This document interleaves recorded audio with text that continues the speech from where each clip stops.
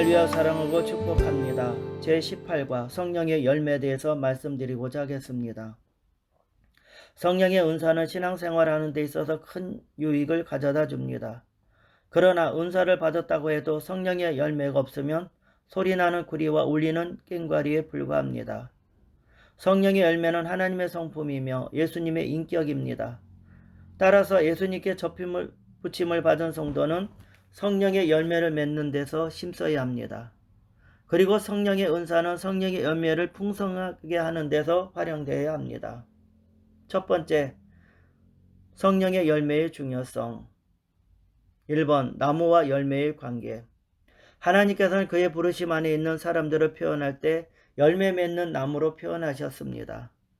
구약의 이스라엘 백성들을 포도나무로 표현하셨고, 신약에서는 모든 사람을 열매 맺는 나무로 비유하셨으며, 요한복음에서는 좀 더 구체적으로 예수님을 포도나무로, 그리고 성도를 가지로 말씀하셨습니다.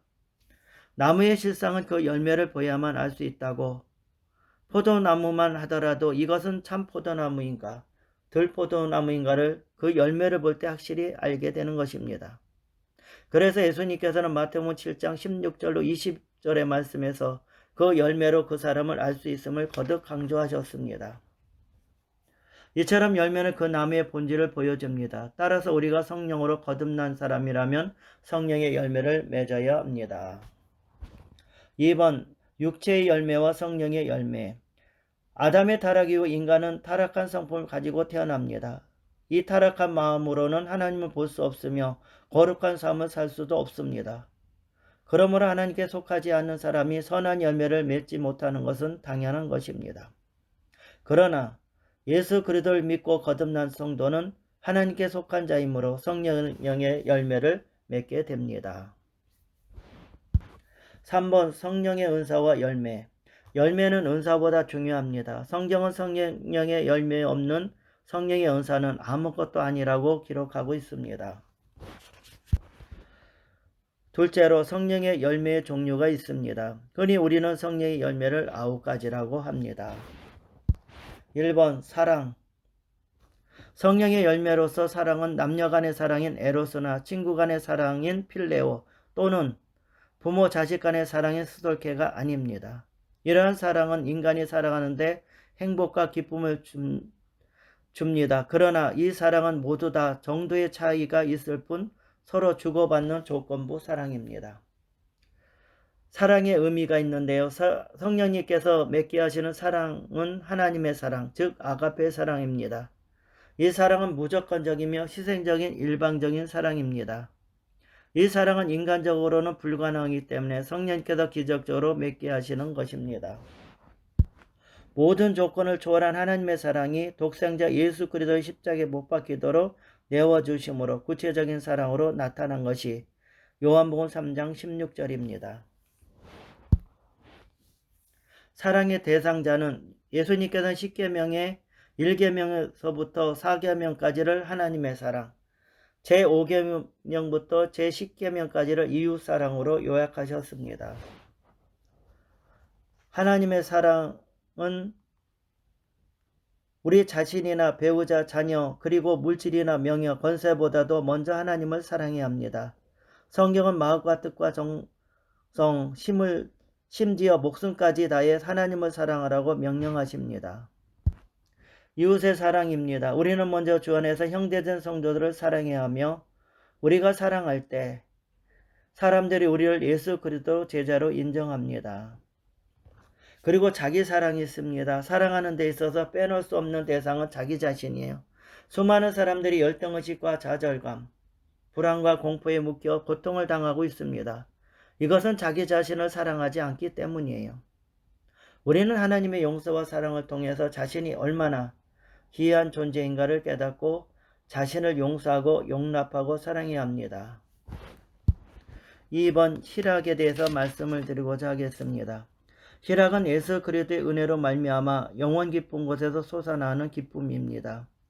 이 같은 희락의 열매는 하나님의 말씀을 사모하고 기도하기를 게을리지 않는 사람의 생활 속에서 맺게 됩니다.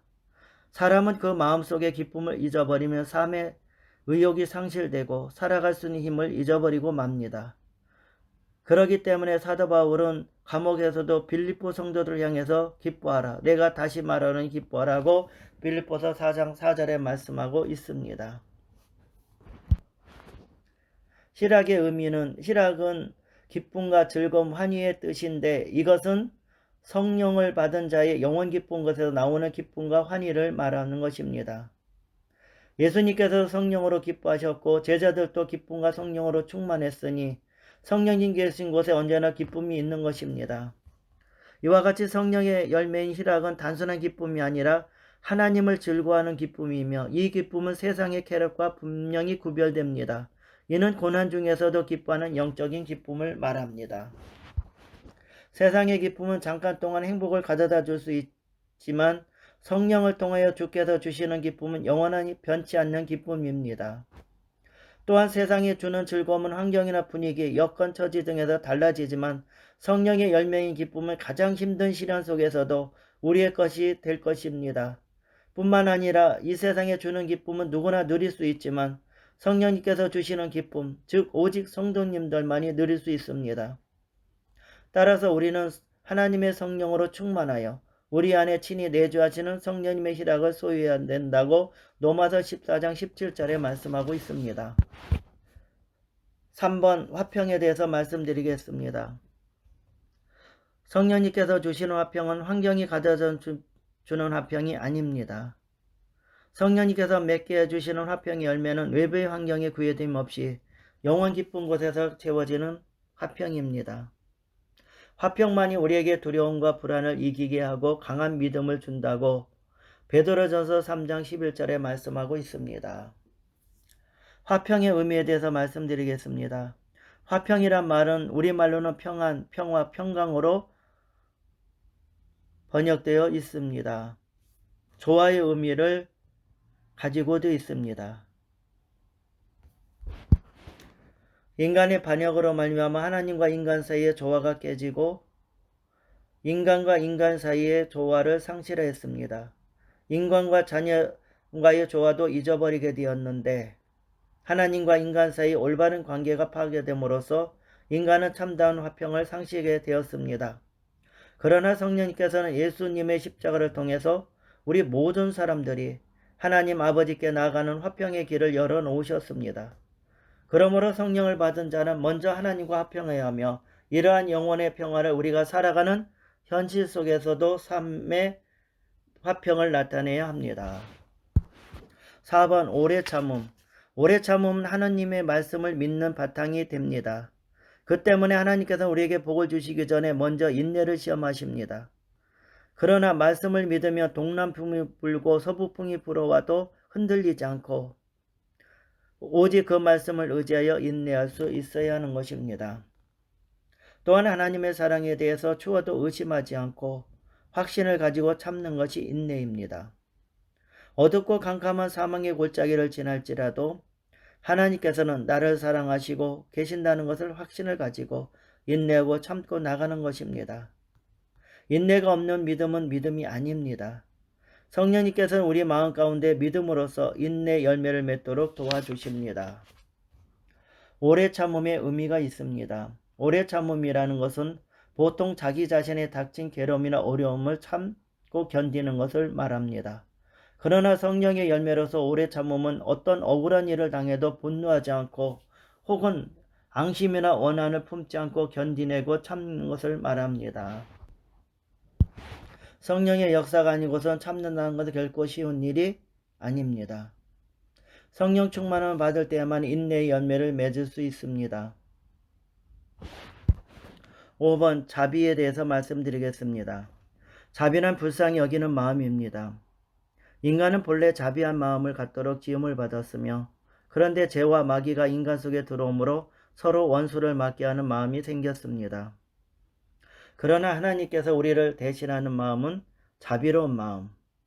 우리가 예수 그리스도의 보혈로 거듭나면 성령님께서 오셔서 우리의 마음속에 사람을 살리는 마음, 불쌍히 여기는 자비의 열매를 맺게 하여 주십니다. 자비의 의미는 유순한 자, 온유한 자, 관용한 자 등을 말합니다. 그리고 인자한 자. 그리고 친절로 표현되어 있습니다. 친절이나 다른 사람에게 잘못이 있을지라도 그들을 사랑으로 대하는 것을 말합니다. 자비란 넓은 마음을 가지고 널리 이해할 수 있는 마음, 융통성 있는 마음, 상대방의 입장을 깨달을 수 있는 마음인 것입니다. 6번 양선이 있습니다. 오늘날 사람들은 인간보다 물질에 더 큰 가치를 두기 때문에 성품이 점점 포악해지고 거칠어집니다. 그러나 이러한 거친 세태 속에서도 성령님께서는 예수님을 따르는 사람들의 마음속에 양선의 열매를 맡겨주십니다. 양선의 의미가 있는데요. 이는 착함, 올바름, 너그러움, 덕스러움을 뜻합니다. 성령의 열매로서 양선은 성령으로부터 나오는 선을 의미합니다. 양선은 자비와 밀접한 관계가 있는데 자비가 성들의 성품을 말하는 데 비해 양선은 다른 사람들 위해서 선을 베풀라는 실제적인 뜻이 담겨 있어요. 더 나아가 양선은 물질적인 자선 행위를 말하기도 합니다. 성경은 우리에게 선을 행하라고 말하고 있으며 선을 알고도 행하지 않는 것은 죄라고 야고보서 4장 17절에 말씀하고 있습니다. 양선은 인간의 노력 없나 성취되는 것이 아니에요. 성령의 끊임없는 감동과 성령 충만의 능력으로 공급해집니다. 7번 충성. 충성이란 어떤 경우에도 변질하지 않는 마음. 하나님을 섬기는 사람은 하나님 아버지와 예수 그리스도에 죽도록 충성해야 합니다. 성령님께서는 주의 백성들의 마음속에 충성의 열매를 맺게 하여 주십니다. 충성의 의미는요. 충성은 믿음, 신뢰, 신용, 확신 등에서 뜻을 가집니다. 충성은 하나님과의 관계뿐만 아니라 이웃과의 대인관계도 또 진실성을 의미합니다. 따라서 충성의 열매를 맺는 사람은 다른 사람과의 약속, 의미, 책임 등에 성실합니다. 충성의 열매는 맡겨진 임무를 완수함에 있어서 성실하고 진실되며 일관성인 태도를 말하는 것입니다. 무엇보다도 충성은 예수 그리스도에 대한 우리의 태도를 말합니다. 하나님의 종들에게 요구하는 바가 충성이기 때문입니다. 예수님께서는 달란트 비유를 통해 돈을 많이 벌었던 종을 칭찬하는 것이 아니에요. 그들의 착하고 충성된 마음을 칭찬하셨습니다. 8번 온유에 대해서 말씀드리겠습니다. 온유는 따뜻하고 부드러운 마음, 잘 들여져 순종하는 마음을 뜻합니다. 온유한 자가 땅을 차지하고 복을 누리는 이유는 하나님께서 친절히 돌봐주시기 때문입니다. 성령님께서 하나님의 복을 받을 수 있는 자가 되게 하기 위하여 우리들의 마음속에 온유한 열매를 맺게 하여 주신다고 마태복음 5장 5절에 말씀하고 있습니다. 온유의 의미에 대해서 말씀드리겠습니다. 온유는 친절, 겸손, 동정, 용납의 뜻을 가지고 있습니다. 이는 모든 사람을 용납할 수 있는 온화함과 겸손을 의미하는 것입니다. 특히 대적하는 원수에게도 복수하지 않고 부드러운 인격으로 대하며 더 나아가 원수를 위하여 기도하는 자세를 가리킵니다. 성경은 모세만큼 온유한 사람이 없다고 기록하고 있는데 민수기 12장 3절에 말씀하고 있습니다. 9번 절제에 대해서 말씀드리고자 하겠습니다. 절제는 분수에 맞게 조절하는 것을 의미해요. 아무리 좋은 것이라도 지나치면 좋지 않습니다. 나쁜 일은 말할 필요도 없거니와 좋은 일에도 언제나 절제를 통해 균형을 잡아야 합니다. 그럴 때 참된 신앙인이 되는 것입니다. 성령님은 절제하는 영이십니다. 그 때문에 성령님이 임하시면 우리가 하나님의 뜻을 알고 그 뜻대로 조절하여 사는 절제의 열매를 맺게 해주신다고 고린도전서 9장 25절에 말씀하고 있습니다. 절제의 의미에 대해서 말씀드리겠습니다. 절제는 심주권의 뜻을 가진 말에서 나왔습니다. 이 단어의 뜻은 사물이나 스스로를 지배하다, 사물이나 스스로를 다스릴 힘을 가진다라는 것으로 결국 자제력을 의미합니다. 즉 성령을 거스르는 육체의 소욕을 억제하고 다스리며 지배하는 지배력을 말합니다. 따라서 절제는 알맞게 조절하여 방종하지 않도록 통제한다는 뜻. 성령님께서는 무질서하게 무절제하지 않습니다. 그러므로 성령님께서는 우리 열심히 일을 하면서도 자기의 위치와 직분을 파악하여 선하게 조절할 수 있도록 우리에게 절제의 열매를 맺게 하여 주십니다. 셋째로 성령의 열매를 맺는 삶이 있습니다. 예수 그리스도께서는 요한복음 15장에서 하나님과 예수님 그리고 우리의 관계를 포도나무와 농부로 비유하셨습니다. 이 말씀을 통해 주님께서는 열매 없는 죄에 대해서 경고하셨고 열매 없는 사람들은 가지처럼 밖에 버려지고 마르면 모아서 불사르는 것이라고. 그렇다면 우리가 어떻게 해야 하나님께서 기뻐하시는 성령의 열매를 맺을 수 있는 삶을 살 것인가 살펴보고자 하겠습니다. 1번 그리스도 안에서 거하는 삶. 요한복음 15장 5절에 말씀하고 있습니다. 가지된 우리들이 성령의 열매를 맺는 생활을 위해서는 포도나무가 되시는 예수님께 붙어 있어야 합니다. 우리가 항상 그리스도를 가까이하고 의지하여 그와 교제하고 그로부터 영적인 영양분을 충분히 공급받으면 우리는 성령의 열매를 맺을 수 있습니다. 2번 정결한 삶. 요한복음 15장 2절에 말씀하고 있습니다. 성령의 열매를 맺기 위하여 우리 자신이 먼저 깨끗해야 합니다. 과실을 맺는 가지는 더 튼튼하고 많은 열매를 맺도록 하기 위해서 가지치기를 합니다. 가지를 잘라내는 데는 굉장한 아픔을 겪게 됩니다. 그렇지만 이러한 일이 없이는 좋은 열매를 맺을 수가 없기 때문입니다. 마찬가지로 그리스도의 삶 가운데 다가오는 고난은 당시에는 힘들고 괴로울지라도 결국은 더 알차고 아름다운 열매를 맺게 하는 과정임을 기억해야 합니다. 예수 그리스도께서 우리가 더욱 많은 열매를 맺도록 하기 위해서 우리에게 육체의 일을 제어하십니다. 그러므로 고통 가운데 우리가 힘을 얻을 수 있는 이유는 농부가 되시는 하나님께서 우리를 살피시며 성령의 열매를 맺게 하기 위하여 쓸데없는 가지를 다듬고 계십니다. 히브리서 12장 11절에 말씀하고 있습니다. 신앙의 열매는 단번에 맺어지는 것이 아니라 우리의 일생을 통해서 계속적으로 맺어집니다. 예수님과 연합하여 계속적으로 결실할 때 우리는 점점 예수님의 형상대로 닮아가는 참제자가 됩니다. 뿐만 아니라 충실한 열매를 풍성히 맺는 성도를 통하여 하나님께서 영광 받으십니다.